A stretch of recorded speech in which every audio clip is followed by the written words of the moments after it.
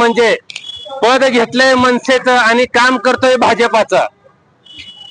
संदीप देशपांडे यांच्या चालण्यातून वागण्यातून बोलण्यातून जर बघितलं असेल तर संदीप देशपांडे यांच्या मनात काळं आलेलं आहे, कपट आलेलं आहे।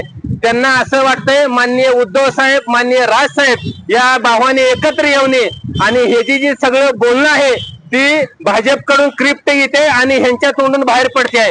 आणि सध्या भाजपला जी नको आहे, शिंदे गटाला जी उद्धव साहेब राज साहेब एकत्र येणं ही परवडणार नाही, म्हणून ह्याची जबाबदारी या मनसेच्या या कार्यकर्त्यावर दिलेली आहे। परंतु मनसेच्या वरिष्ठ सर्व नेत्यांचं आणि प्रत्येक जिल्ह्यातल्या पदाधिकाऱ्यांचं मी आभार व्यक्त करतो। त्याचं कारण असं की शिवसेनेच्या सर्व पदाधिकाऱ्यांना, नेते मंडळींना, मनसेच्या सर्व पदाधिकाऱ्यांना असं वाटतंय आणि राज्यातल्या सर्व जनतेला देखील असं वाटतंय माननीय उद्धव साहेब आणि माननीय राज साहेब हे भाऊ एकत्र यावं। परंतु संदीप देशपांडे हे जे माणूस आहे ती 100% याच्या पोटात कपट आलेला आहे, काळा आलेला आहे आणि ही याच्या वागण्यातून दिसून येते ह्याची इच्छा आहे की ही दोघं भाऊ एकत्र येऊन। परंतु ही गोष्ट लवकरच माननीय राजसाहेबांच्या लक्षात आल्यानंतर अशा लोकांना लवकरच पक्षातून काढून देखील टाकलं जाईल ह्याची नक्की आम्हाला शाश्वत आहे।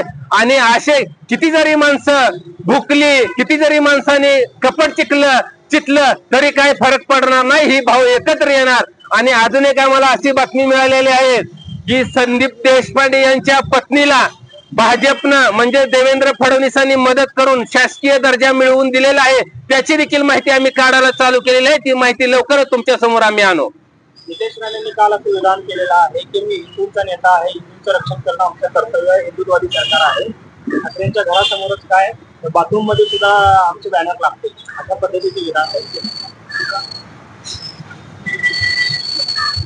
झोपेतून उठून मी हिंदू गब्बर आहे, मी हिंदूंचा कैवारी आहे असं म्हणून बोंबलणारी वरडणारी जी औलाद आहे, मुळात त्यांना सांगतोय अरे तुझी किंमत भंगारच्या एखाद्या वस्तू एवढी देखील नाही।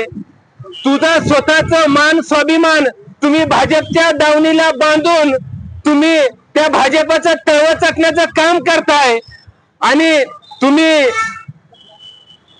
मातोश्रीच्या बाथरूम मध्ये बॅनर लावण्याच्या बाता करताय।